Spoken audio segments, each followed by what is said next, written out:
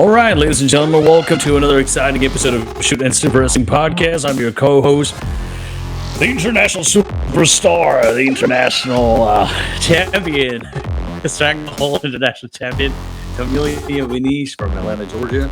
And this is my partner, Cedar from the woods with a can of goods, can of Rays in my hand. You want this can? You can order it from repsports.com. Use code RAYS, Yum Rays 40, 15% off.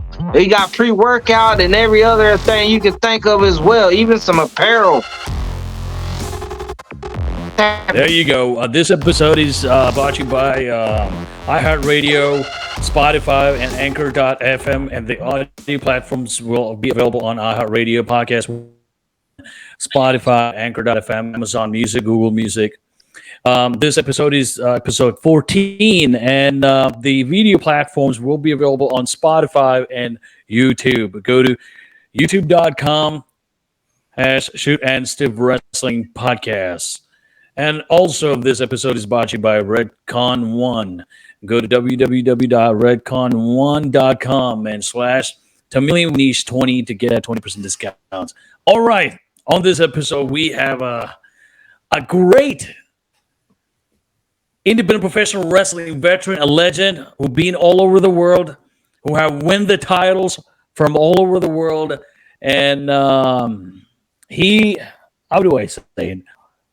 I can't say his name without mentioning the legendary Ox Baker.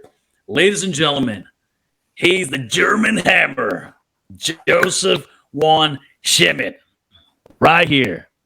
Brother, welcome to the podcast. Hey, how you doing? Thanks for having me on, man. It's my pleasure to be here. Nice meeting your co-host, the C-Dub. I need some pitching. I need you to pitch in some of my products. It's the way you pitch, man. I like it. Oh, yeah.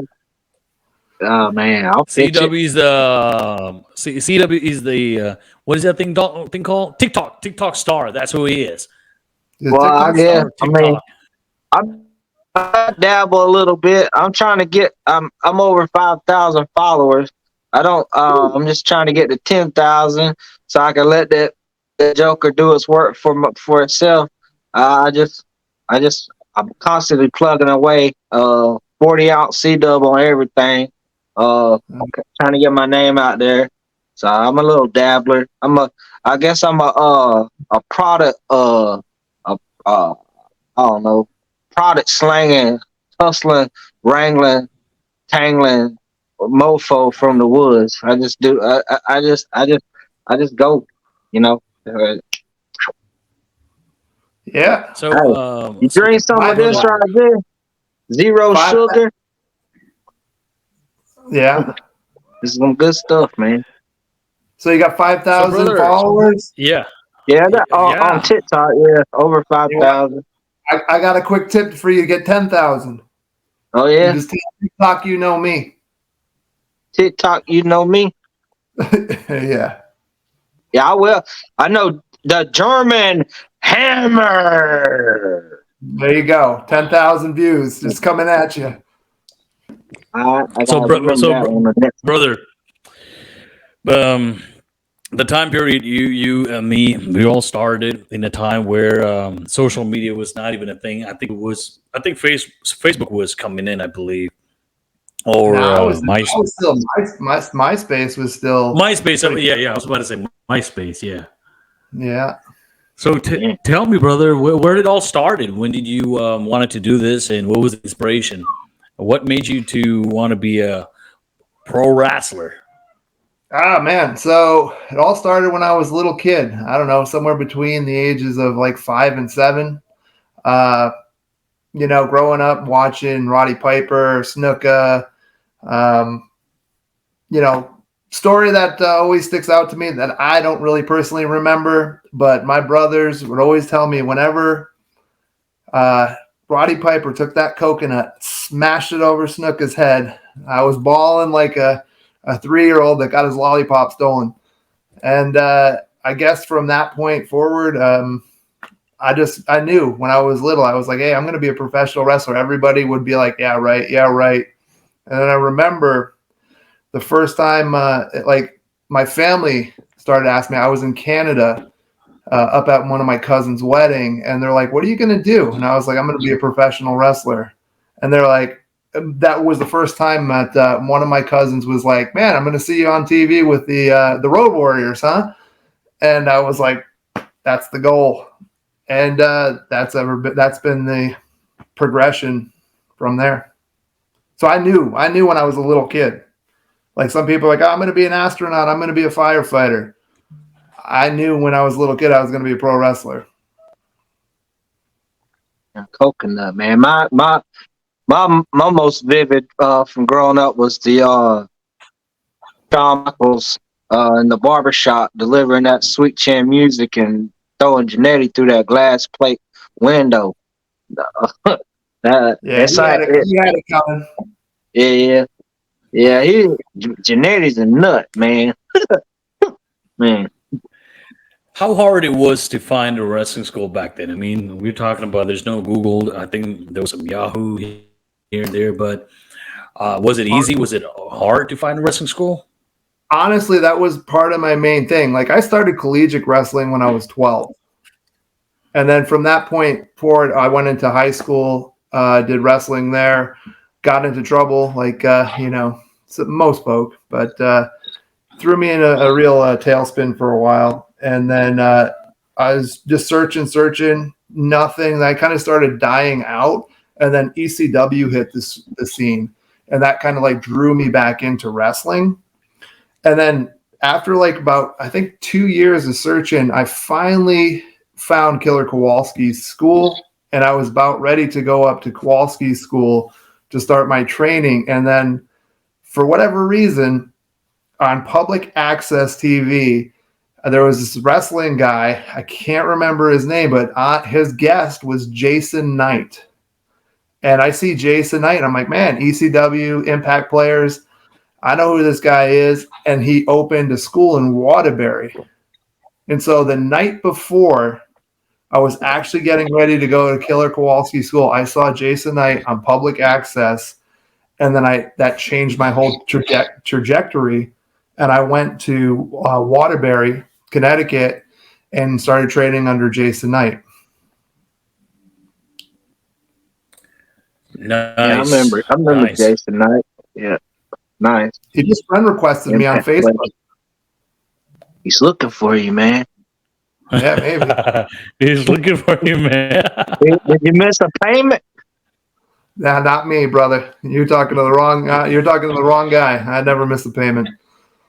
How was the training like? Like what's the difference? Because I know we'll get into about your wrestling school, wrestling academy, but before all that, before your first match, how long you trained before you went out and did your first match in front of a live audience? 2 weeks.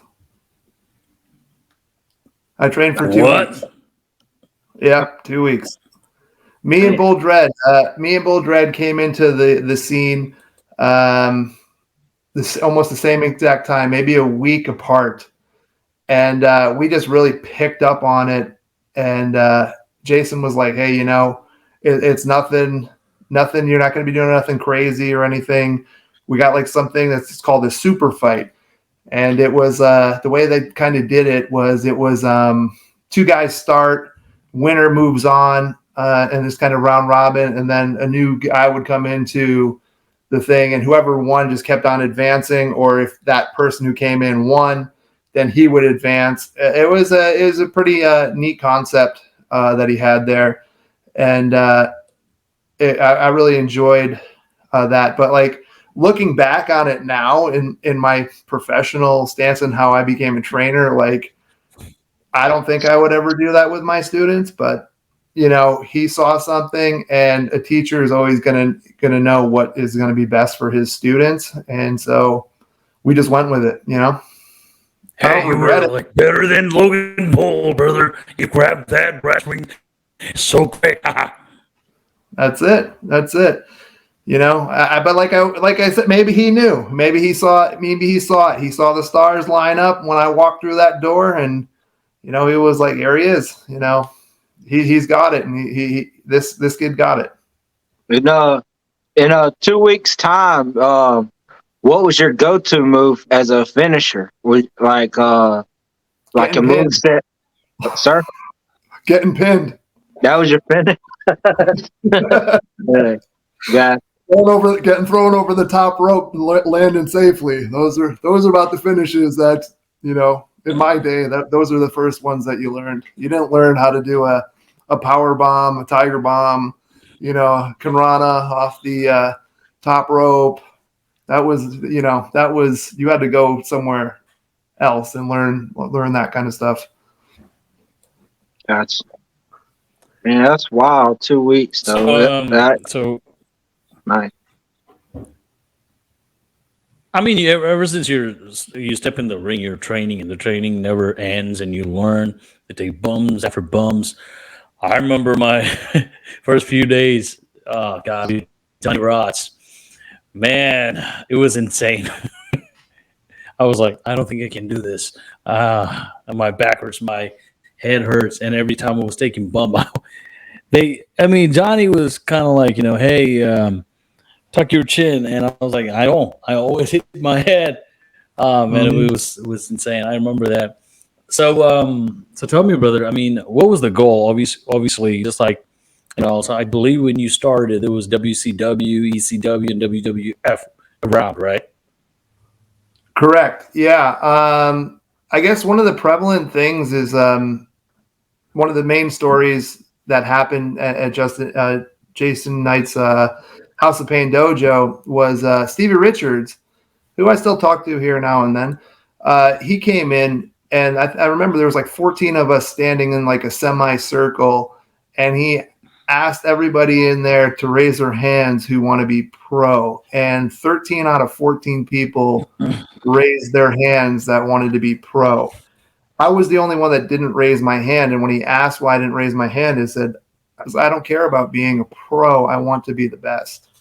And that was what my goal was, is to train and become the best at what I can do. Like being a professional, like on TV, or it actually was Who Wants to Be at WWE? Let me rephrase that. Who wants to be at WWE?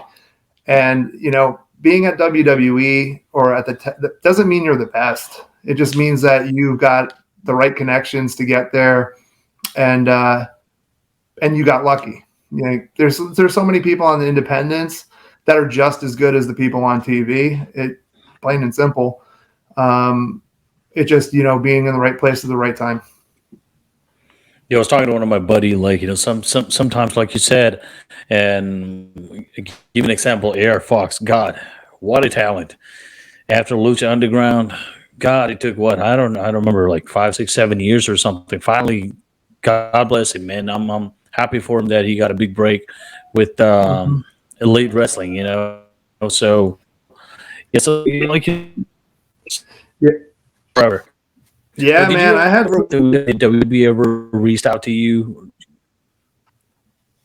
Sorry, you kind of cut out a little bit there. You're talking a little bit about Fox, and then you said something about WWE. So I didn't know. I kind of, the questions crossed there.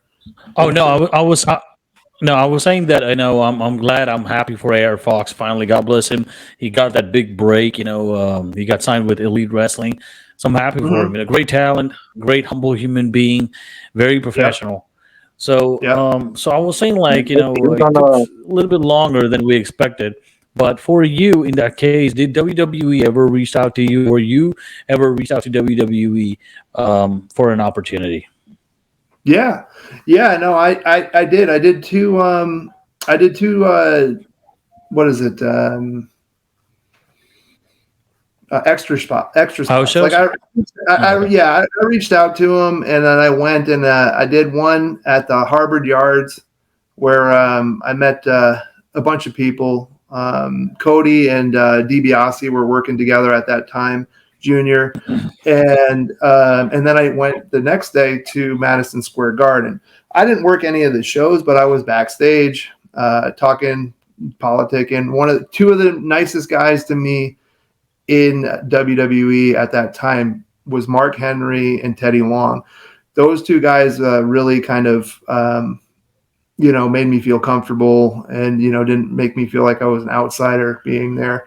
But I didn't like the whole feel of it. I'm more of an independent guy. I don't like being told, what to do and how to do it. I like to just do my thing, man. And I like to choose where I'm going. I like to say yes, and I like to say no to things that I don't want to do. I heard something about Bret Hart saying something about you having a conversation. Would you like to share the conversation that you had with Bret? Well, Bret Hart and Mick Foley and Roddy Piper, they all kind of had a very similar experience with me. Like, Piper was watching me work in PA, and Foley used to always watch me at FTW in New York. And Bret Hart, I was up on tour in the Bret Hart. It was like an appreciation tour, and we were doing that. I think there ended up being like, I don't know, I think like 7,500 people that came. That was probably one of my bigger shows in Canada. And Bret, out of nowhere, he stops people in the locker room, and he was like, "Hey, if anybody wants to know what wrestling is or wants to be good at wrestling, watch this guy." And he pointed at me, and I was like, looking behind my shoulders, I was like, oh. And wasn't prompted or anything, and he kind of just he did that, and I was blowing back, and same with Foley. Foley pulled me aside in New York many a times, and he was like, "You're one guy. When I watch you perform," he goes, "I forget." He goes, "I forget that it's a show." He goes, "You actually draw me in," and he was like, I'm invested." Nice. C-Dub. Yeah. Sorry, my son rolled up in here. He's trying to sneak up on me. Hey man, that's crazy. You go from watching Bret Hart back in the day when he used to put the sunglasses on the kids when he's walking in, to him kind of in a way roundabout way putting the sunglasses on you in the locker room in front of everybody. That's awesome, man. Yeah, for sure, man. It's definitely, I've had a lot of blessings in my life, and just amazing people around me. A lot of things that they tell you, or a lot of things that people start to build or perceive in their world is, sometimes people perceive the negative, some people perceive the positive, some people push through, some people quit, but with all the hard times and all the bad times that I've ever had in pro wrestling, I've had a lot of good times, a lot of good people sharing good times with me. And, sometimes I've been that negative person in the locker room. I'm sure some people have some horror stories about me. There were times where I was going through a lot of stuff in wrestling too. So, Joel Gertner once told me, it all just depends on what day you meet somebody, because one time they could be your best friend, and then you meet someone, that same exact person, the next day, and they're your biggest enemy. So it just all depends on what's going on in their life. And that was something that really stuck with me, especially dealing with people in the limelight. You just don't know what they got going on. How many countries you wrestled so far? 6. And speaking of another country, PWA, you mentioned a little bit about that, and I'm sure we'll get into that a little bit. But I did some wrestling in Ecuador, and I have actually my mini, who goes by the name of Jay Schmidt now, and he's putting on a show with LWL, and he's bringing PWA and LWL to do a joint shows in Ecuador, and they're going to be doing that starting in March of 23. And so it's cool to see like the brand still moving, and still my my touch in people's lives, like still being out there. So you got 6 countries. Which, you got a mini out there. That's pretty dope right there. Niche, you need to get you a mini, man. And hit your mini and his mini need to maybe in square India, off. brother. You've made, not necessarily in the United States, but in Latin America, if you have a mini, you have made it. Like that's just it. That's it's no other way to say So it. my, If you my have a goal is in mini, India. yep. Out of 6 countries, which is your favorite country to work in? And USA all the way, baby. USA all the way. It's my home. I love it. I enjoyed all my experiences in England and all over Canada and Labrador. I was actually, me and I think 8 other guys brought wrestling to a couple places in Labrador and Newfoundland for the first time ever. And it's pretty cool to be part of that we were the first ever wrestlers in those areas. And that,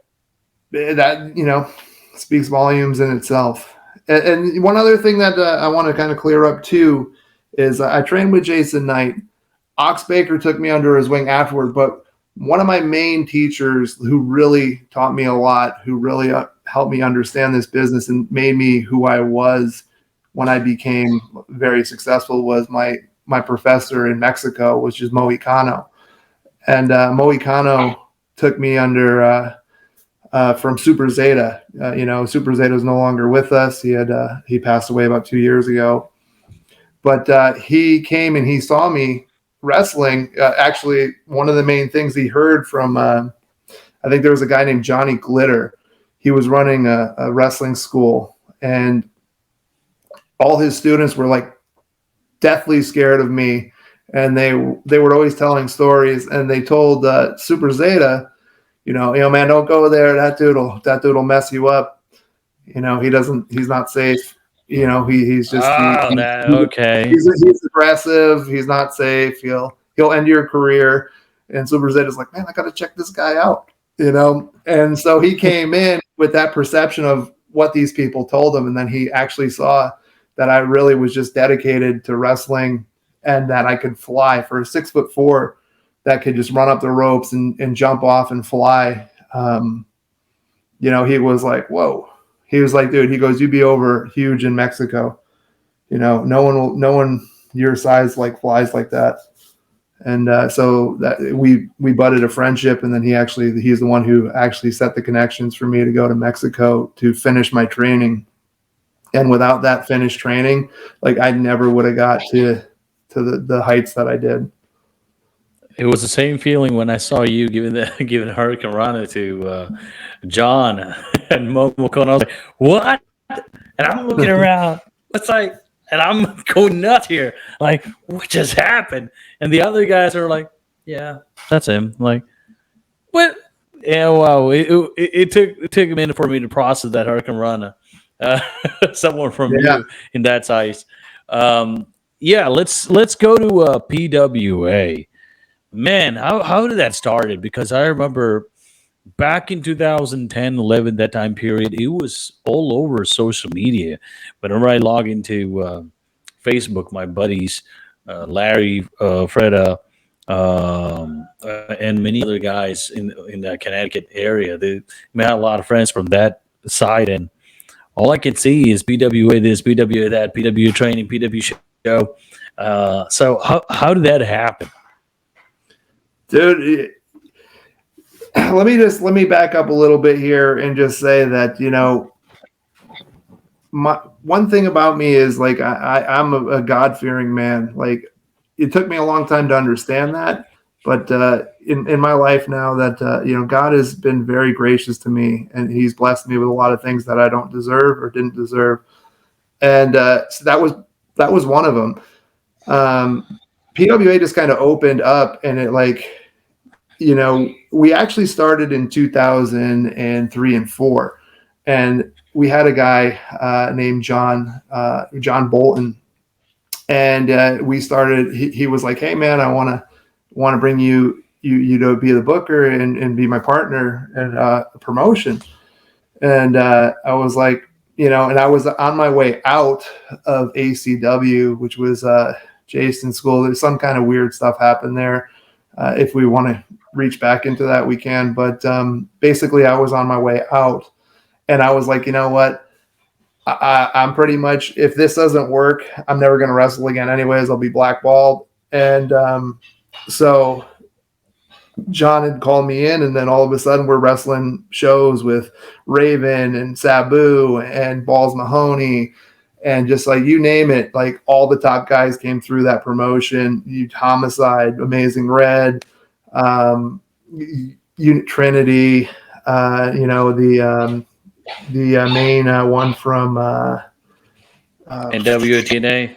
Yeah, NWA TNA back in that day. It was like Kid Cash. Yeah, Kid Cat.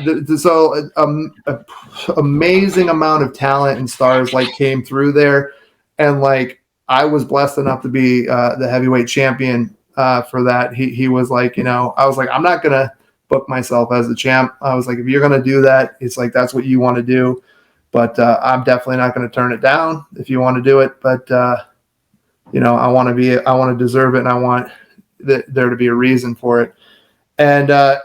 So that was the start, and then we took a hiatus. I actually was after we did 7 shows, and I was like, you know what? I just don't want to wrestle anymore. And that was the first time I actually left wrestling. And I took a hiatus for about I think like 3 or 4 years, and then. How I got drawn back in, I got drawn back in with a guy named Jay Busta. He goes by the name of Randy Shaw now, and he just would never leave me alone.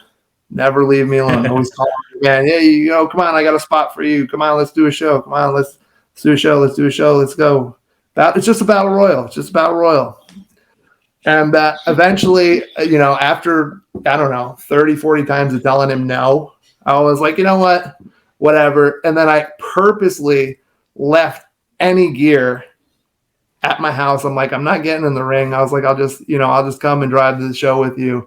And so lo and behold, Loki, Homicide, Jay Lethal, and 2 others are there. And he was like, let's go. He's like, I got you a spot in the Battle Royal. I was like, dude, I got nothing but these khaki shorts. He's like, you wrestle in those. Just take your shirt off. And I was like, all right.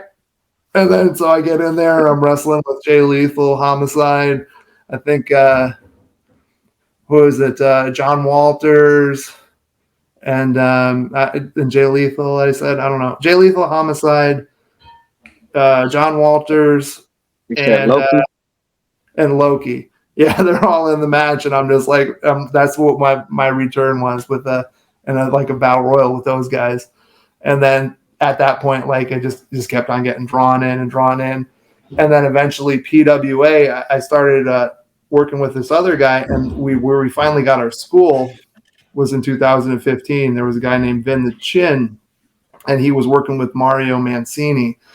And I guess him and Mario Mancini had kind of a fallout or something was happening, and they were about to lose the school. And Vin the Chin kind of comes up to me and he's like, hey, I have this place. You want to open a school or you want to come in and be my partner? And, kind of a little hesitant because of the first part of PWA with John Bolton. But I was like, you know what? I it's like this place is everything I need to make this work. Hey, I might have to just put up with this guy's annoyance a little bit. But we ended up, we had totally different point of views of working. Like I was a workhorse. Like I love to train.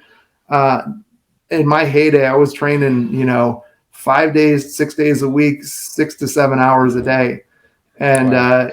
And I never, it didn't faze me. I loved it. Wow. How did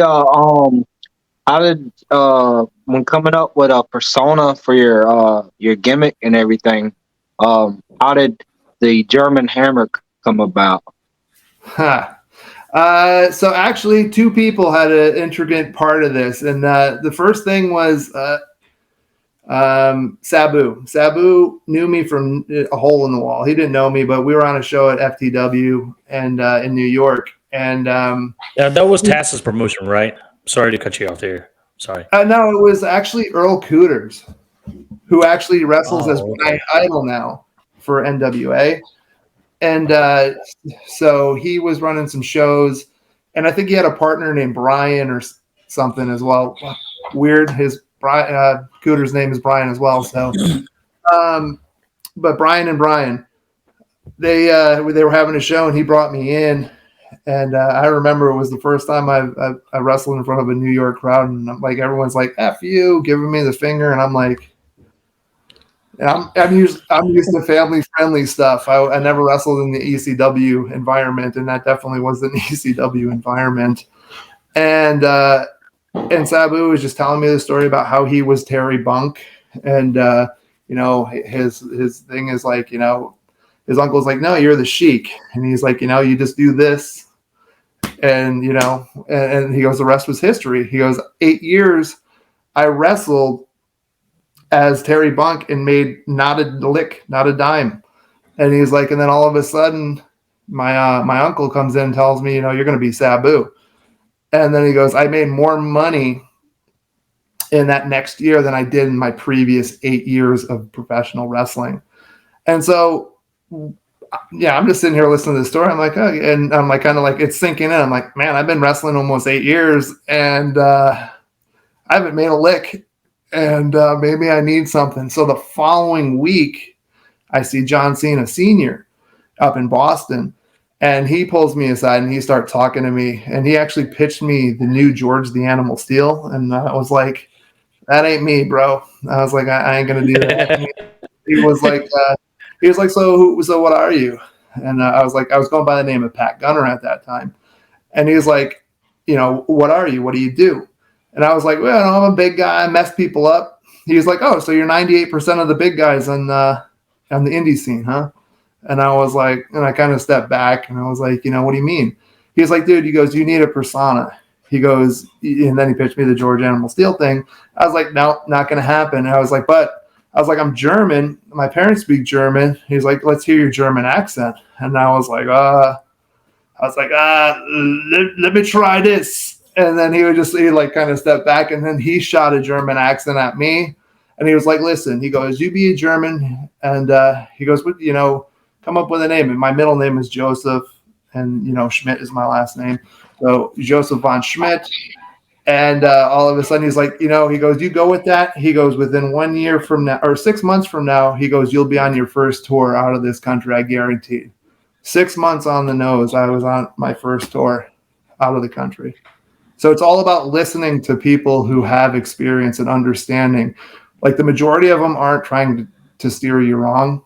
Like if you have someone who's making a ton of money and they actually take a moment out of their time to kind of invest in you and tell you how to be better and how to get you to your next goal or your next plateau, you listen to them. Like if you're making $5 on the indies and some guy that's making $1 million is telling you what to do and you're like, this guy doesn't know what the hell he's talking about. If that's the thought in your head, you probably should just quit wrestling. That's a great story. I remember Right? when I got a chance to do AEW Dark. Oh yeah, definitely, man. It's like John Cena Senior's names never really comes up anywhere, but hey, that's great story and experience for sure. And I was about to say, when I was doing AEW Dark, I got a chance to talk to Jake the Snake Roberts, and I was like, didn't say a word. I was listening every single thing. I mean, it's Jake the Snake Roberts. He's my hero, And some of the talents that's awesome, man. That's really awesome.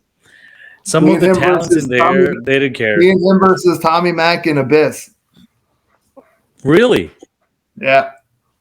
Up in when New was Hampshire. this? In New Hampshire. Mm-hmm.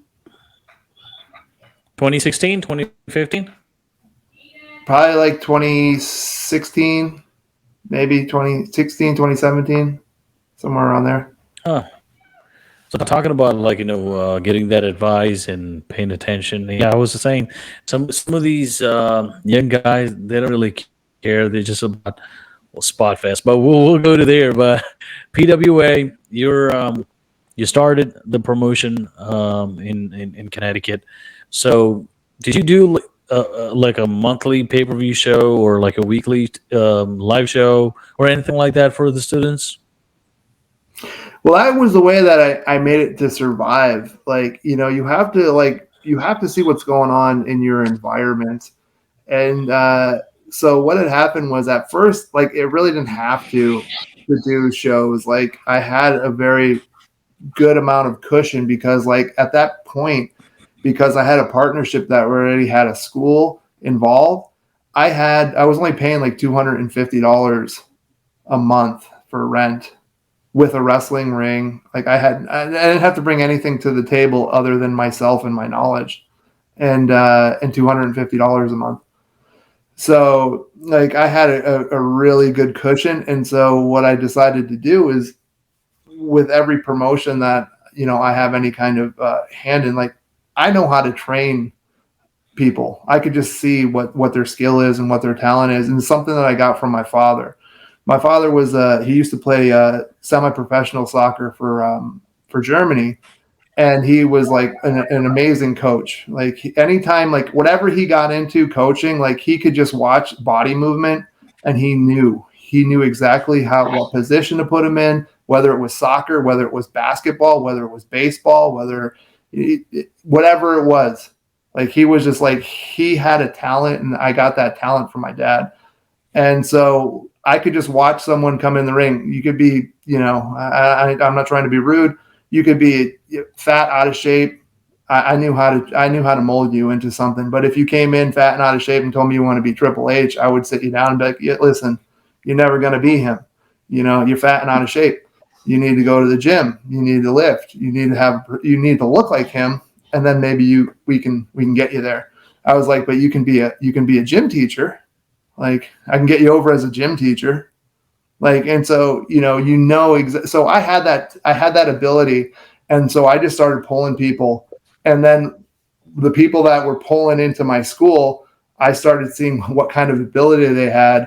And then to start building the promotion, I would start matching talents. Like, I would watch the indies and I would see who was like up and coming and hot and right about to break the plateaus of getting the TV. So I knew who to pick up before they were starting to charge, big amount of money. Plus, I had a lot of friends too. A lot of people, I might have never made it big on TV, but a lot of people respected who I was and what I did. And so I would always take my students, see how they perform, and then I would draw those guys in, and then they would do the job to my guys 80% of the time, because sometimes they had to lose because it just didn't make sense to bring this guy in and then have him lose to one of my students. But and that's how I built it. And then I started, once my kids were ready, that's when I did a weekly show every Friday night fights. Boom. And we started, and I think we had 15 or 25 people that came to the first show.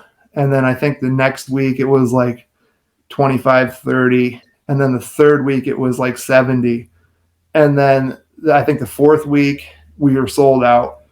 And then it went on to the point where we had so many people that they called the fire department on us because we were just packed out. And, I had to kind of figure out how to do limited seating. But then we already knew that at that point we could start doing, the monthly shows.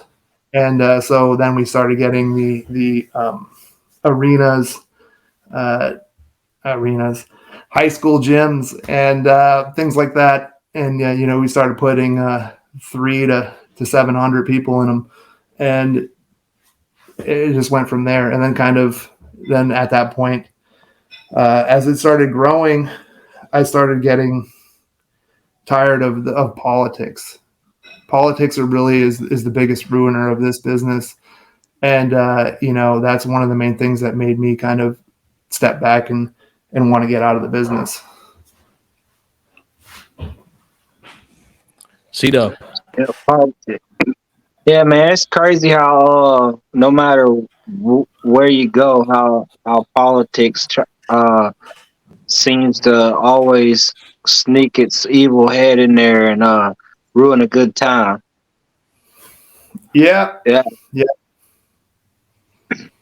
You Yeah. you mentioned a lot of top-notch tier talent earlier. Out of everybody you've ever wrestled and went one-on-one in the ring with, who would you say would be like your arch nemesis, or like say you had the best in-ring chemistry with?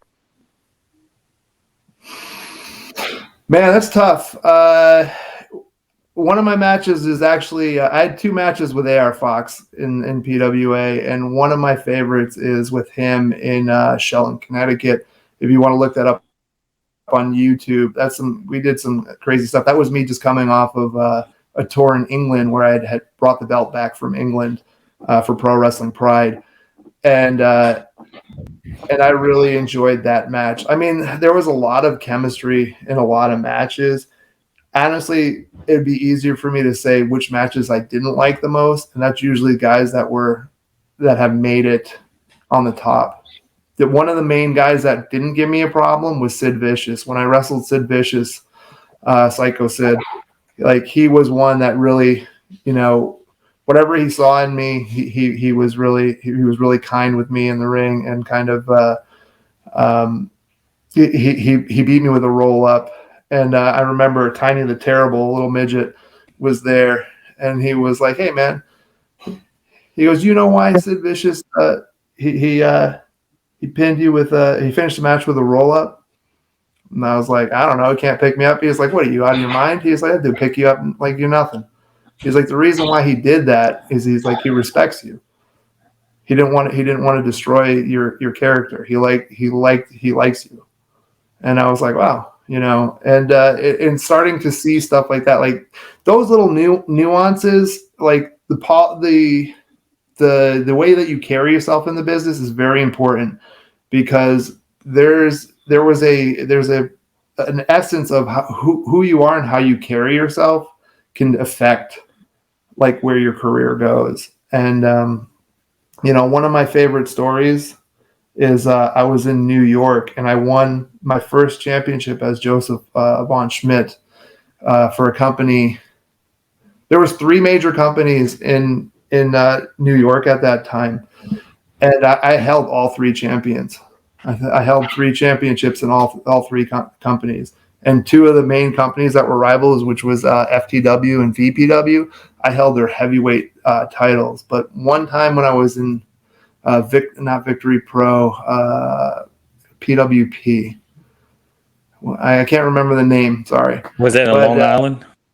It was out of a Christian organization of the Upper Victory was Long Island. Huh? Victory and FTW were in Long Island.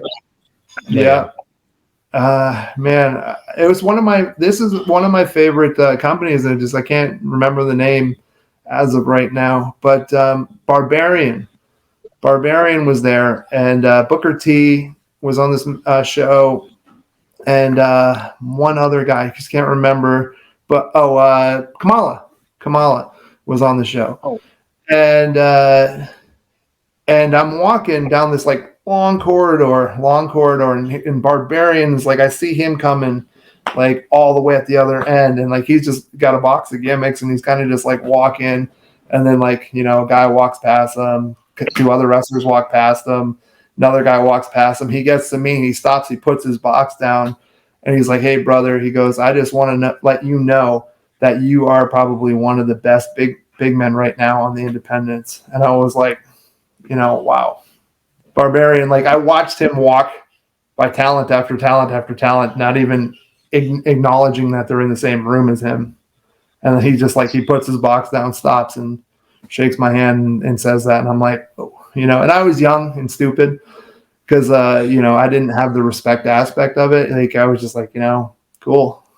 But those are moments that I look back at that really, they're really defining, and they're experiences that I wish I learned how to appreciate at the time better. Nice, man. Yeah, I've seen Barbarian a few times at a couple shows here in Georgia. Teddy Long as well. You mentioned Teddy Long earlier. He's always he's very cordial and very outspoken. You know, he'll talk to you. He sees me like always mention like he always asks me what I got because he sees my cooler or whatever, and and I tell him I got these energy drinks and with 300 milligrams of caffeine, and his thing's always, man, that's a lot of motherfucking caffeine. You know, he always trips me out. Like, man, he always thinks I got some food too. Like, he always hoping I got some food. But I love Teddy Long, man. That's awesome. Somebody like Barbarian, handful of stuff that took a moment out of his time just to let you know how he felt about you. That's pretty cool, man. Yeah, definitely. Let me holler at you, player. Yeah, K Long still got it, man. But he still got it for old dude. He hits the gym pretty regularly. He claims he's doing 8,000 crunches and over X amount of pounds and weights and stuff, but he in there though. He must be drinking your energy drink. Nah, man, I don't know. Yeah, he wouldn't touch it though. I don't know. He has these water bottles with his Hall of Fame sticker and everything on it. It's like that's what he I don't know what's in that water bottle, man. I had one of them. Well, he gave me one of them. So, brother, my question is: so you've been around when WCW was there, ECW was there, WWU, EWWF was there.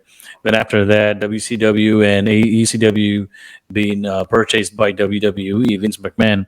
Then NWA TNA happened. Then did you ever thought about going to TNA at any point of time, or try to contact anybody and try something with them?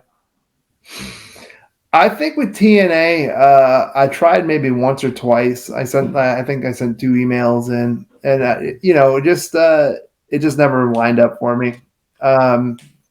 It was more along the lines of not trying to get signed from, just trying to make some extra money, just for the spot shows. But I really enjoyed what I was doing. I enjoyed my school. I enjoyed my traveling. I liked going and creating my own schedule.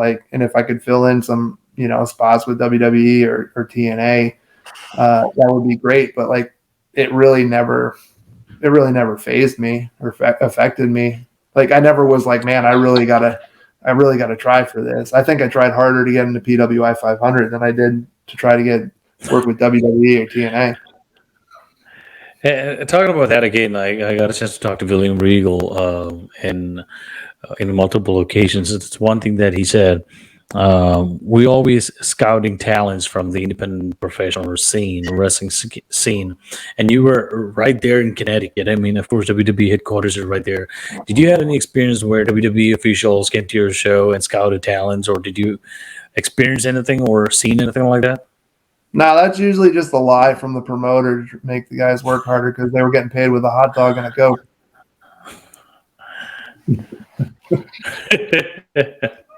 So let's go to the legend, Ox Baker. Yeah, he was a legend. I loved Ox. What about him? When did you meet him, and how did all things happen? I remember, I think he was your manager. He used to go to the ring, cut a promo, then you show up and you beat the crap out of your opponents. But how all these things happened? When did you meet him, and so how it happened? Actually, the first time I met Ox was he was doing I was doing there was a big expo show that Justin Credible put on, and he had Scott Hall there and all the people, Balls, Axel, Ox Baker, Was it in Jersey or Connecticut? It was in Connecticut. And that's the first time I met Ox, and me and him kind of hit it off. And Ox was always a very pleasurable guy. He was very friendly, and he liked big guys. If you were 6 foot and over, dude, he liked you. If you were like a bodybuilder, dude, he loved you. And if you were under 6 foot, like you'd be lucky if you got the time of day from him. And that's just who he was. He came from the old school, and he was like, wrestlers, he'd always say. And and this is one thing, like, where one of the stories that I liked Ox, and I kind of respect him. Like, I like people who shoot from the hip and tell the truth, whether I like to hear it or not.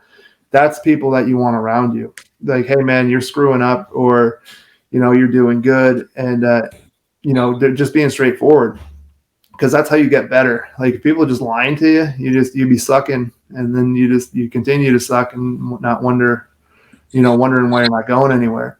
But this little guy came up, and you're familiar with the New England scene. Do you remember Bobby S?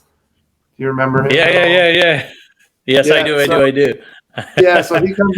Me and Ox are sitting at a show from this guy, Eric Newton. He's passed now, but he was running shows and promotions, and I did a couple of shows for him, and then I didn't. But me and Ox are sitting there, and Ox is hawking some gimmick, and Bobby S comes up to him, or me, but he was trying to get to Ox, because I'm a really approachable guy, and so he's talking to me, and he shows me a picture of him in his like wrestling shorts, and he has no shirt on, and I'm like kind of just staring at this picture, and I was like, Ox, take a look at this. And so Ox like kind of looks over at the phone. He was like, he looks back, and he was like, "What are you trying to show me? Your tits?" And so like the dude's embarrassed, and like I'm laughing, and I was like, and he kind of walks away, and I was like, "Man, Ox, that's brutal." He was like, "Hey, someone got to tell him the truth." Dang. I remember I was talking to one of my buddy about Bobby, and he was one of the guys actually go to the locker room, tell the boys, hey, he did this, he did that, he knows these people, he knows that people. But it's funny that Ox kind of like nailed him right there, destroyed him right there with one comment. God, one of the best promos, man. When you go back and watch it on, search on YouTube, Ox Baker, Jesus. The promos, God, it's insane. You will kind of like you will drag into it. I love those promos. Then I realized why he never made it to WWE, because from what I've heard was Hulk Hogan was stealing his persona, the style, the promo style. If you go back and watch Ox Baker, he was kind of like that cold-blooded, mean, with that mustache, with that thick voice. You know what, kids? So that means voice and the persona. And when you watch Hulk Hogan, let me tell you something, brother, you can see that. So this is something that I heard. I don't know if it's true or not. Hulk Hogan was kind of like blocking him from getting WWE. Did you ever heard anything? Did ever Ox ever mention about it? No, I don't want to be a controversial. No, he was not that what you're saying isn't true. He never really focused on any of that to me. He always would be like, he always would be in contact with WWE. He would always be like, if he saw someone on the indies that he liked and thought he sent my stuff to WWE once or twice.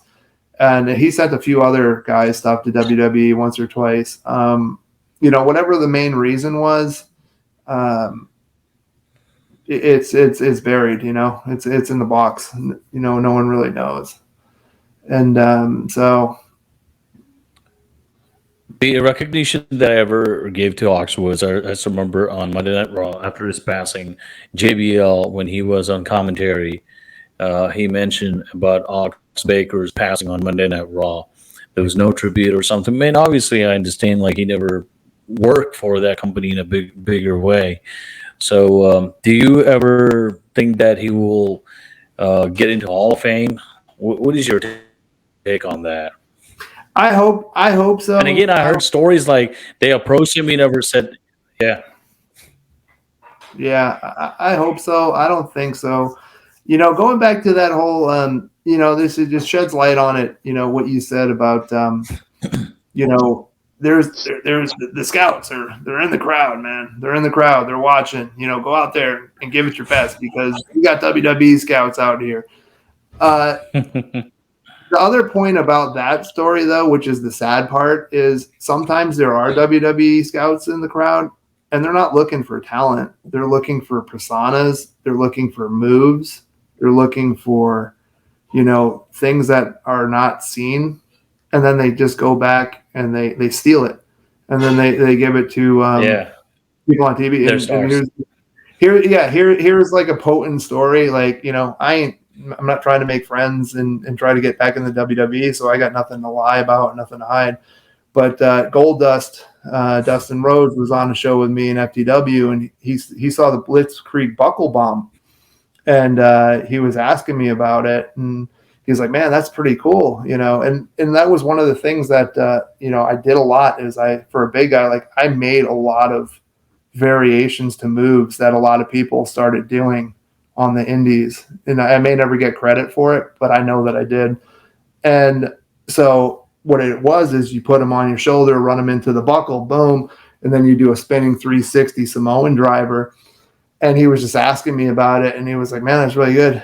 Next, on the following, so it was Saturday, FTW, Sunday, Monday, he's talent scouting the Usos, and what do the Usos pull out? They pull that out, and you know, they debut that as like their new finish, and I'm just like, and you know, and there's other times, and when I was Pat Gunner, I was the War Machine Pat Gunner, and then, you know, Rhino saw something, he came out and he was the War Machine Rhino like a week later, and I was like, yeah, okay, well, gotta cancel that one because, you know, everyone's gonna think I stole it from him. Wow. You know, and that's the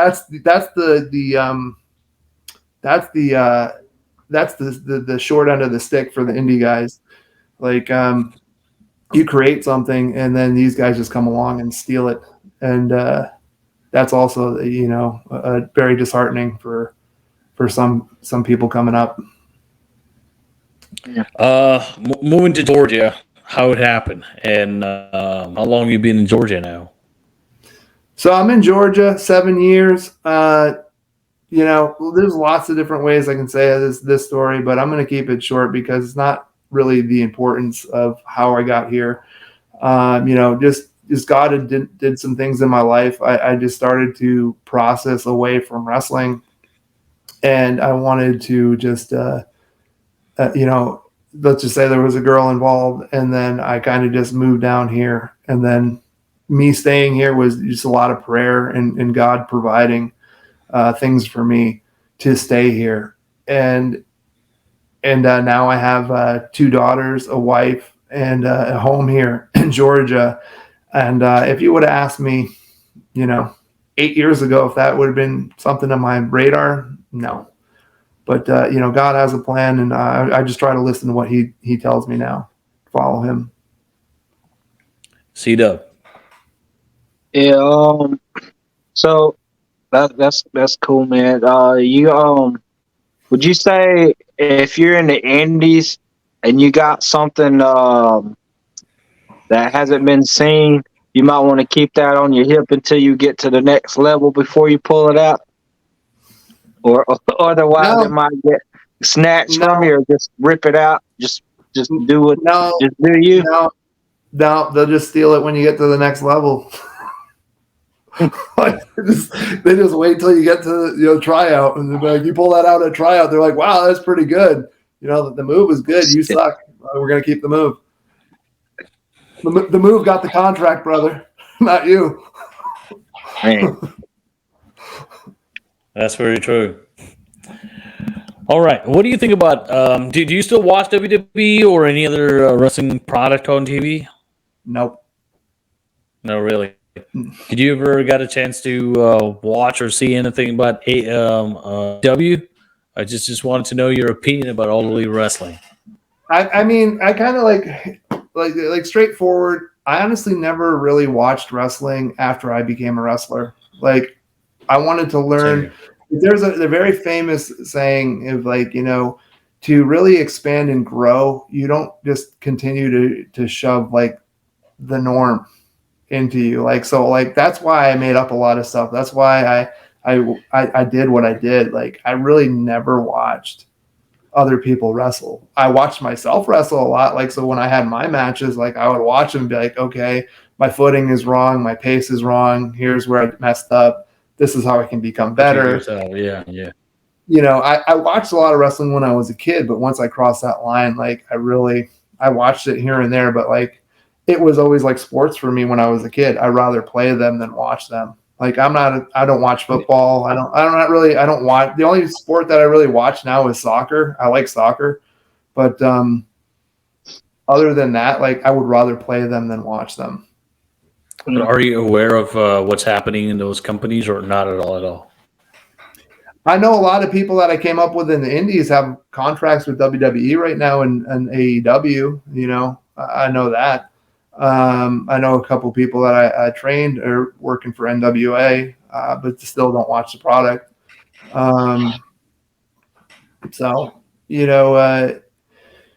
Unfortunately, I'm not the I'm not the gossip rumor, the rumor mill here. I hope they're doing good. Like, why you can enlighten me, and I'll try to put in my 2 cents, I guess. What do you think? We were talking about NWA. What was his name? Magnus. What's his name? The champion said something, got suspended. Oh, Nick Aldis. Nick Aldis. Yeah, Nick Aldis.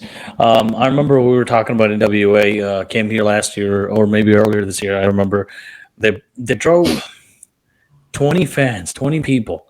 We were talking about one of the oldest wrestling promotions way before WWF or WCW. NWA, probably one of the first ever promotions that existed here, drove only 20 fans because lack of entertainment or a lack of wrestlers, whatever they're doing it. And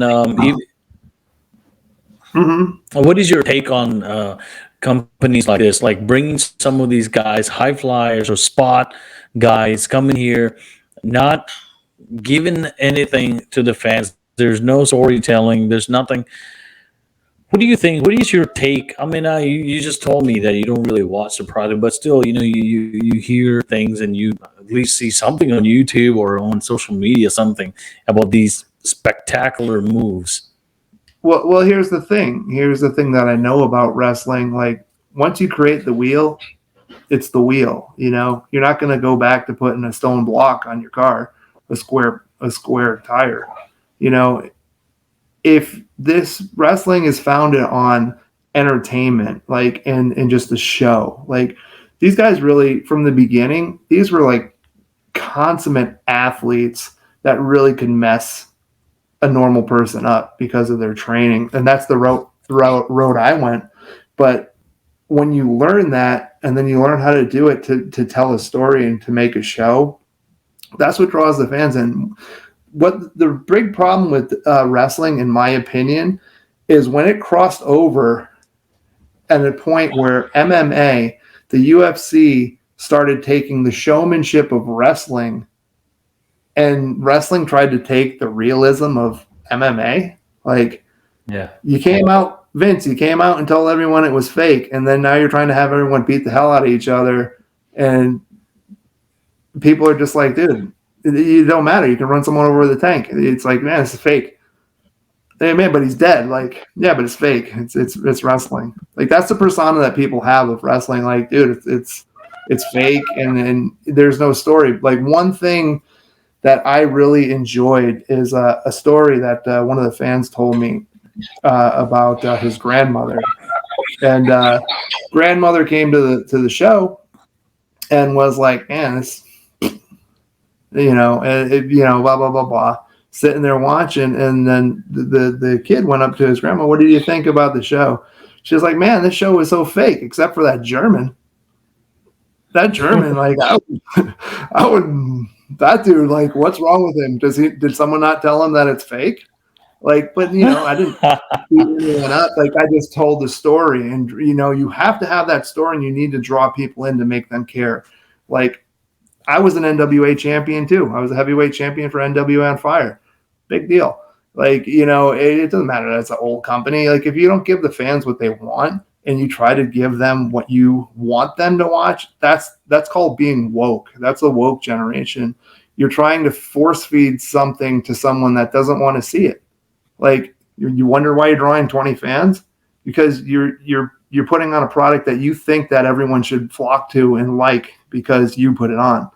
You're not taking the steps to understand that. Listen, maybe let's see what the fans like. Maybe fans do like to see this 6'8" guy muscle like kill somebody, and then like this little flyer, and then a women's but when you start mixing everything up and like everybody looks the same, everybody does the same thing, like there was times where the producers would be like, okay, like match 1 is going to be a roll up, match 2 is going, and then they built the card and built the show, and then there was an anticipation. Now you got people coming onto the scene and they're wrestling and they're trying to do everything they can, and then you have a second match on the card that's 10 times better than the main event, and it's a lack of just like putting it all together, and that's probably why they drew 20 people. They just didn't understand their audience, and they tried to force feed something to people, and they're like, you guys should like it because I did this. I made this for you. Like, big deal. My daughter makes scribble pictures. Like, I love them, but I can't sell them for $1. C-Dub. Scribble pictures are underrated. They are. I guess so. We're tickets WA. Yeah, I got a couple of those floating around. There's a couple on the fridge. Over the years, those scribble pictures though, they get better and better. Like, you can like start to actually tell what they're drawing. Like, he got pretty good at drawing Sonic and Pikachu and Pokemon characters. I'm like, man, he kind of reminded me of me when I was little. I used to draw a little bit. But yeah, I get where you're coming from, where how you got all these cats that hadn't had really the wrestling training from years ago, to where you lay something out and you're actually communicating with the rest of the locker room and finding out, hey, who. Usually you want to talk to the people in the main event first and find out what their finisher is and this and that. And if it's a move that you do or whatever, then you like take that off your playbook, because you don't want to see you doing the move earlier in the night, and then next thing you know, that guy has to pull that move out of his thing, or it's just, or him doing it is not impressive anymore. A lot of want to copycat what they see on TV, and would you saying that you don't watch it? A lot of people that take their profession that has to do with entertainment, like whether it be wrestling, acting, sports, and stuff like that, they themselves don't watch it. There's a couple of actors out there that like never seen any of their movies. It's just something that they don't do. That's me. Yeah, so, like I'm always been a fan of wrestling since I was probably like 3. I always watch it. Tamil gives me hell about watching AEW. I just like the combat art, like of two guys in the ring going at each other. I would like for the storytelling to be better or whatever, but the athleticism, what they put into it. If it's a good match, it's a good match. I've heard someone say if you watch the match in mute and you can see the fans' reactions from the moves they do or the facial from the athlete themselves, the performer themselves, you could tell a lot by how good a wrestler they are by watching it in mute. Because you're not getting persuaded by like the commentators to go one way or the other, or the crowd. You're seeing it for what it is in this wrestling. So sometimes I won't even watch it with the sound on. I'll call a match myself in my head, or whatever. I just like nitpick stuff. I just like it. I don't know, like watching it with my great grandma. When Undertaker and Kamala were feuding, and she didn't she used to watch it when she was younger, or whatever. And so I'm bringing her into that feud, and she's seeing how Kamala reacts to this man that's popping out of a casket.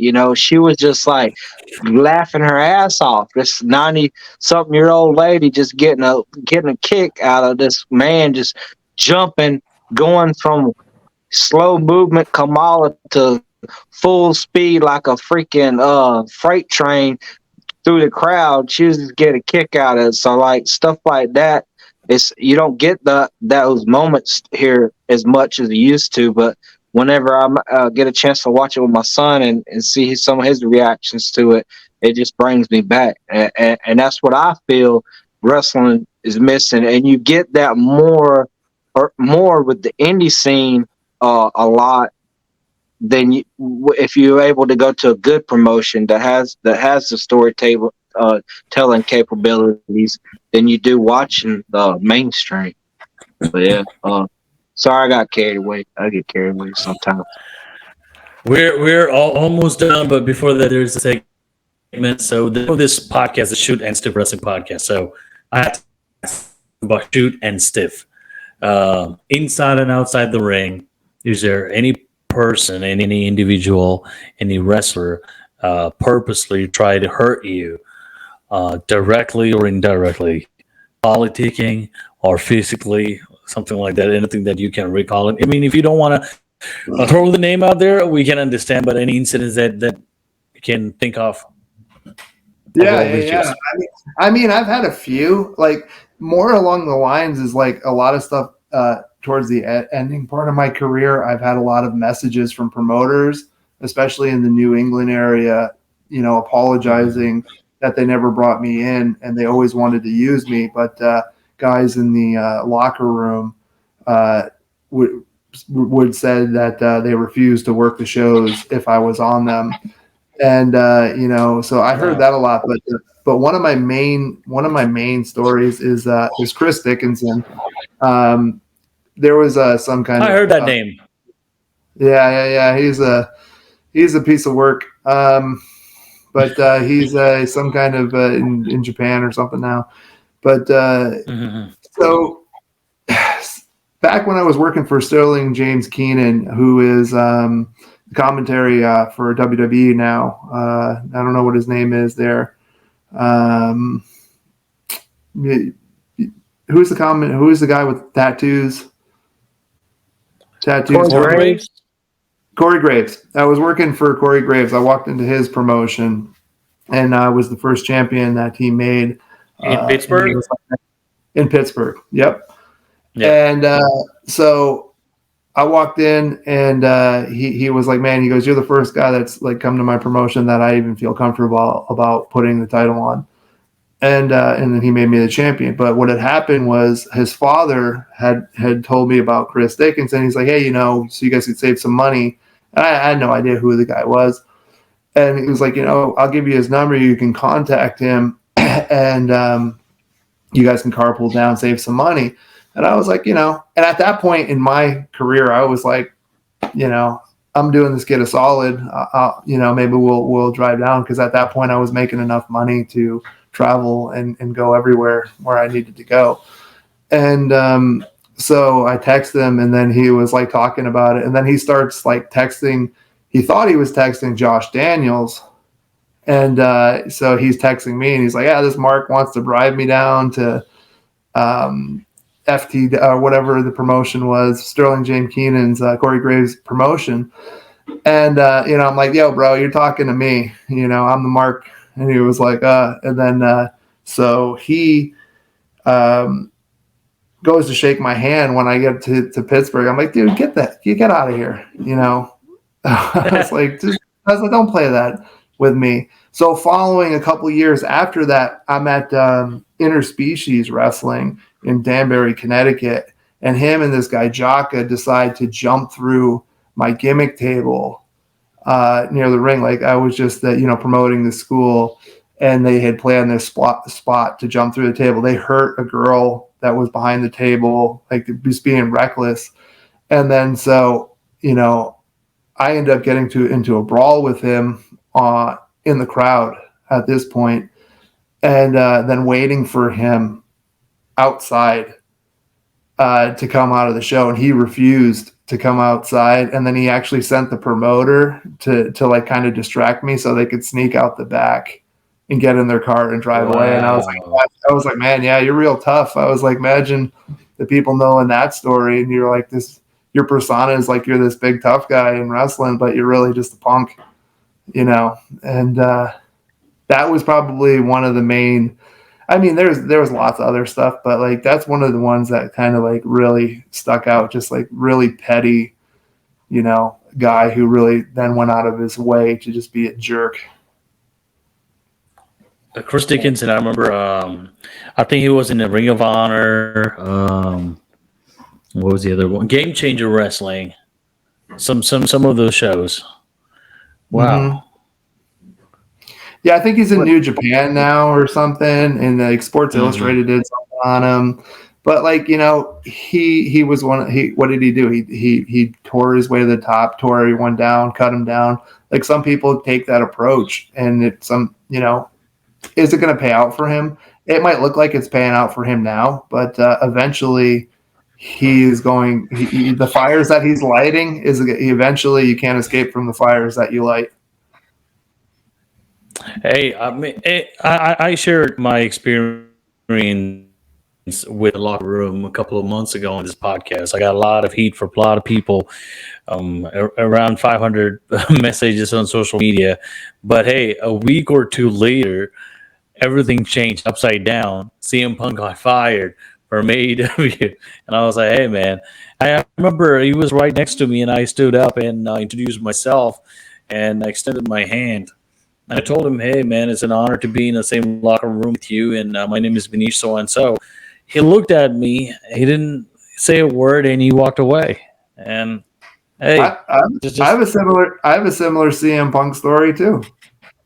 Really?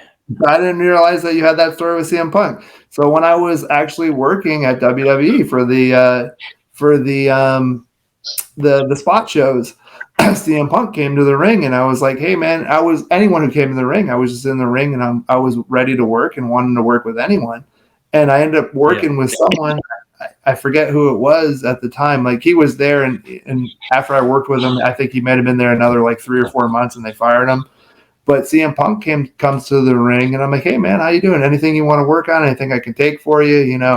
He was like, and he was just stretching himself, and he's like, no unnecessary injuries for me tonight. And I was just like,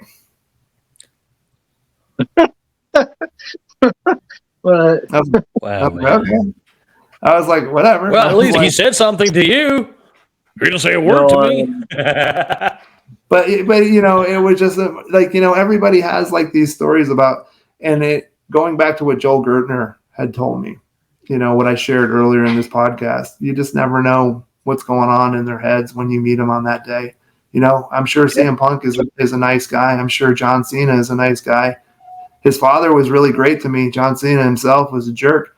But every time I hear people that don't really know wrestling, and the first thing they say to me is, man, John Cena is such a nice guy. And I'm just like, inside of me, I'm just like, not to me, but same thing, brother. When I shared my experience with so many people who never met CM Punk in their life, and they're like, how could you say shit about CM Punk? I was like, dude, that was my experience. I saw him. That was my experience. And I was vocal about it. I said not only about CM Punk, I said things about QT Marshall. I said things about AEW. My experience is in there. I mean, hey, I'm 35 years old. I'm not expecting, or I don't need a contract anywhere else. Like you said earlier, I don't care. Everyone's life, there's a borderline. There's a time. Hey, that enough is enough. You need to come out of that shelf anyway, right? Right. Yeah. All right, brother. So we've been on this podcast for over a year, over an hour now. But before we finish, of course, you've been working with Stranglehold Wrestling, and Tell us about the experience with Stranglehold Wrestling and being an international champion, and how did that happen? And what is your future? Man, Like, what is it your was future plans? well, man, it was a smooth ride. I really liked it until like this greasy Indian came along and screwed me out of my title. Sure. Oh man, just kidding, just kidding. Me and Vanish go way back. Like I was actually explaining some stuff to my wife about him, and you know, there was a lot of stuff that I've tried to help him with wherever he went when I was up in New England and down here, and we just never Yeah, crossed the path. And it came time to cross the path at Stranglehold, and I had 3 matches left before I was going to hang up the boots for good. And there was a couple guys, and Eric didn't want me to drop the title. He's like, man, you stay and you do whatever you want. And I was like, no, man, it's not right. Like I don't believe, like, I'm not the Hulkster brother. I'm not gonna hang on until I'm 80 and just like be in the ring. I always told my students is like, when I feel that I'm not good enough to perform, and not that I'm not, but I don't feel that I am, it's time to get out of the way and build the next generation up, because that's how you keep the business alive. And that's what I decided to do with you with Stranglehold. Like I helped Eric to build and and he helped me. Eric is really, a lot of people have a lot of crap to talk about Eric and Stranglehold, but he's been nothing but great to me. Like he's been in my life in a couple down positions where like he was the only one there to pick me up in Georgia, not knowing anybody here. And those are things that I never forget. he's like a big brother. Yeah, man. He's like a big brother. Like, dude, he's rough around the edges. Don't get me wrong. Like he speaks his mind, and sometimes I'm like, whoa, like that came out of his mouth. But like, you gotta understand who people are, and you either like them or don't like them. Like you can't change like little nuances about people, like because people are people. They're gonna be. They don't need to fit in your box. Like they're either gonna connect with you or not. And and speaking of like putting those boots away, I think I might dust them off in February. Yes, sir. Yes, sir. Hold on. Marietta, Georgia. Over the top, baby. Joseph Von Schmidt is coming to Marietta. My Georgia. last question. Yes, Marietta, Georgia. We are making history in American Warrior Wrestling Alliance. The German Hammer making his debut. You call it German Warrior. That's what I'm going to change the name to. I'm going to change it. German Warrior Wrestling, because the German will stand tall at the end, and all the Americans, they will fall. They will fall at the wayside of Joseph Von Schmidt. Oh man, we're gonna fall. My last question, brother. What the best advice you can give to the young professional wrestlers or sports entertainers want to be, or people want to get into this business? Train hard. Continue to just to be yourself. Find good people. Good quality people to invest in you, because not everyone will invest you. Just because you pay Devon Dudley or Bubba Ray Dudley or Shawn Michaels or just this name. Matter of fact, QT Marshall, Cody Rhodes, just adding 2 names to. If you pay them $6,000, guess what? If they're not invested in you, you just paid $6,000 to people who can care less about your career. And so my main thing is telling people, like, you don't follow the name. Like, you have to understand there has to be merits there. What I'm saying is, don't go to just like some backyard thing. Like, no one has ever done anything, but you have to go in and see who's actually the trainer. Like, I'm going to Shawn Michaels school. Well, is he the trainer? No. Who's the trainer? Jim Johnson. But it's Shawn Michaels school. So, that was the main thing. That would be my biggest thing about wrestling. If anyone I know was getting involved would be like, you know what? I know you're excited, but do your research, because it's going to be one of the biggest decisions that you make, what school you go to. Who is investing in you? How are they investing in you? How are they helping you grow? Are they doing everything? Do they have all the tools to make you a superstar?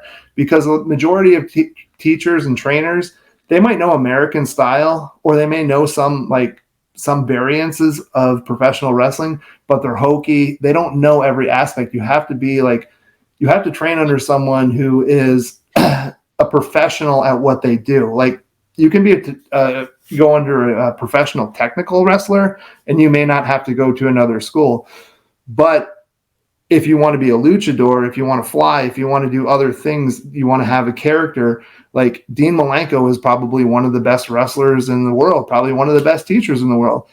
Is he going to teach you how to do a promo? Probably not. So you got to have some kind of aspects of understanding. He barely spoke anything on TV. Yeah, but I'm a fan. I'm a fan of Dean Malenko, but Me too. he never really made it past mid-card. And why? Because wrestling, you have to draw people in, and you have to have the tools. You have to have the understanding on how to produce and make a wrestler like a superstar. And you need someone to invest that time, because the reality is the majority of the time when you walk into a school and you pay them, I don't know what the going rate is now, but it was $3,000 in my day. Oh, you pay them $3,000, and if they liked you, they're invested in you. If they didn't, they just beat you until you quit, and then they're, thanks for your $3,000, sucker. C-Dub. Man, that's some great advice, man. Do your homework, and don't be taking those little slips off a pole and calling the number and showing up in somebody's backyard expecting to hit it big. Yeah, that's some good advice right here. But it's been great, man. I don't got nothing else to add to it. So, ladies and gentlemen, thank you so much for listening. And thank you so much for watching this episode. Episode number 14 will be available on YouTube. Go to youtube.com, Shoot and Stiff Wrestling Podcast, and you'll be able to see this video podcast on the video platform YouTube and Spotify. Audios will be available on audio platforms like Anchor.fm. If you'd like to do a podcast, just go and create an account on Anchor.fm and start doing your podcast. Then Spotify, any music from all over the world, anywhere you can find on Spotify. And then Podcast One, Google Play, and iHeartRadio. All these platforms, you will be able to find our audio versions of episode 14 with Joseph Von Schmidt. This is Vinice, the international superstar, an independent professional wrestler from Atlanta, Georgia, co-host, along with C-Dub. See you guys on the next episode. Thank you so much, brother. Thank you so much for doing this. Appreciate this. Thank you, man.